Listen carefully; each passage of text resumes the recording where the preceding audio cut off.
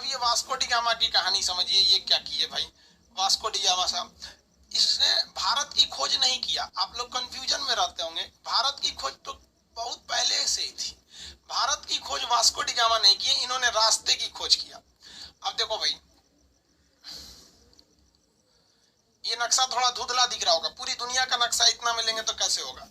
यहाँ पर एक ऑटोमन साम्राज्य था, ये देखिए, ये तुर्की का एरिया था, ये ऑटोमन साम्राज्य था। यहाँ पर मुसलमानों का शासन था, ऑटोमन साम्राज्य वालों का, ये पूरा का पूरा ये एरिया। अब इसके इधर था ये वाला एरिया, ये एरिया था हिंदुस्तान।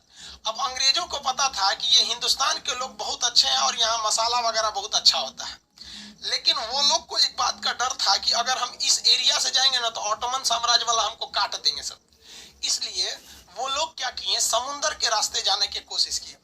इसमें सबसे पहले आया स्पेन का रहने वाला कोलंबस। ध्यान से समझिएगा, स्पेन का रहने वाला कोलंबस ने कहा कि हम भारत को खोज के दिखाएंगे।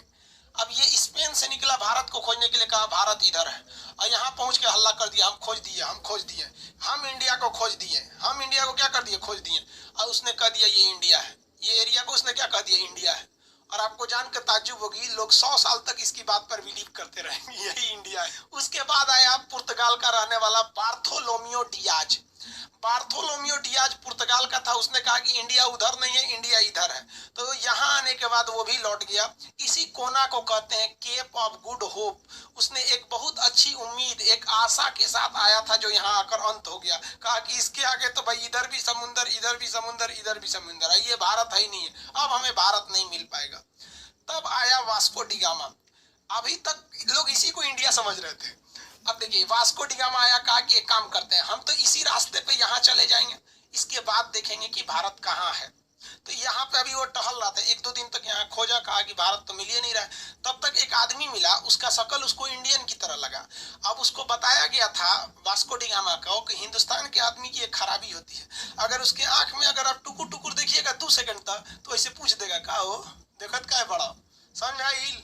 तो उसको पता था कि अगर हिंदुस्तान के आदमी को आंख में आंख मिला के देखेंगे ना तो ऐसे पूछ देगा का हो, ऐसे। तो एगो को देखा ऐसे टुकुर टुकुर, तो पूछ दिया का, तो समझ गया अरे तरीका ही तो हिंदुस्तानी है रे, एकदम सिंपल पहचान हिंदुस्तान वालों को। तो कहा, तो कह रहा है इंडिया, इंडिया का इंडिया, अरे इंडिया इधर से सीधे ऐसे हचाक से जाइए, इंडिया मिल जाएगा आपको, हम गुजरात के हैं। जो भी बोलता है कि हमने गुजरात को डेवलप किया, आप बुरा नहीं मानिएगा, हमारी आदत है, हम सर सवाल पूछते हैं, और हम ये चाहते हैं कि जो हमसे पढ़ा है वो सवाल पूछे। आप बस उनसे ये पूछिएगा, ये बताइए गुजरात पीछे कब था। सिंधु सभ्यता का पहला बंदरगाह दुनिया में गुजरात में बना था, लोथल में मिला तो ये नहीं बना था। 1498 जब दुनिया अंडरवियर भी नहीं खोज की थी, हम लोग लंगोटा बांध के घूमते थे, उस समय गुजरात का आदमी यहाँ बिजनेस करने आया था। आज कोई यूपी बिहार का आदमी साउथ अफ्रीका घूमने नहीं जाता है, वो उस समय बिजनेस करने आया था। कहते हैं हम गुजरात के बिजनेस करने, और कहते हैं लोग डेवलप कर लिया। कहा अच्छा इधर है भारत, तो वास्को डी गामा इधर से आया, हचाक से निकला। अब भारत का इस साइड से सबसे निचला राज्य कौन मिलेगा बबुआ, केरल। केरल के कालीकट बंदरगाह पे पहुंचा और स्टीमर वाली जहाज लेके, तो वहां का राजा जेमुरीन देखा, कहा अरे सोचो एक जहाजिया में तो वो है ये नहीं है, बांस खेवने वाला, कैसे चल रहा है रे, कहा कैसे चलता है।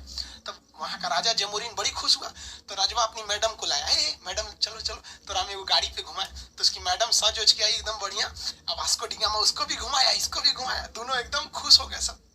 तो ये क्या किया, जेमुरीन वहां का राजा पूछा काली इधर आया रे, कहा कि हमको मसाला चाहिए।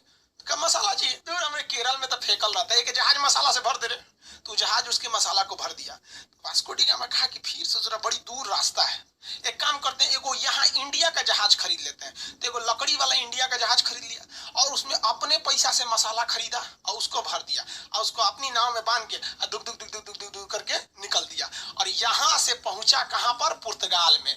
और कहा कि रे वातु कह रहा था कि हाई इंडिया है, इंडिया हाई है, तब तक को अलग कर दिया था। तो लोग इसको भी इंडिया कहते थे, इसको भी इंडिया कहते थे। अब कंफ्यूज हो गया, इंडिया ई की इंडिया ई। इंडिया का पहले नाम इंडीज था, तो इभी इंडीज, इभी इंडीज, इभी इंडीज, इभी इंडीज। तो कहा गया कि भैया ये पूरब वाला इंडीज और ये पश्चिम वाला इंडीज।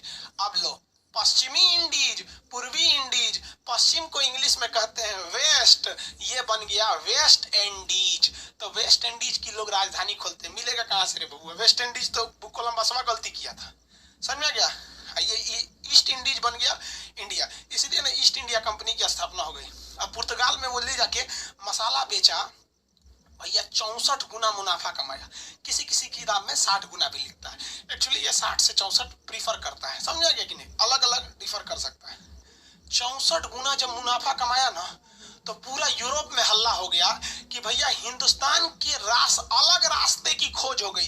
तो लड़का कहता है हिंदुस्तान की खोज कोलंबस की, अरे बकलोल तो रास्ता की खोज किया, ये ऑटोमन साम्राज्य वाले थे सब, नहीं यहाँ पे काट देते थे इनसे, इधर से नहीं जाओगे। एक तरह से ये ठीक करता था सब, क्योंकि अगर ससुरा कोलंबस वहां नहीं आया रहता ना तो हम गुलाम नहीं हुए रहते सब।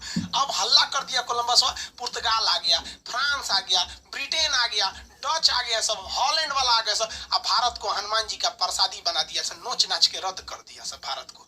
तो हम तो कहते हैं कि ऑटोमनवा ठीक था सब एक तरह से, क्योंकि आने नहीं दे रहा था सब, आया तो रद्द कर दिया सब।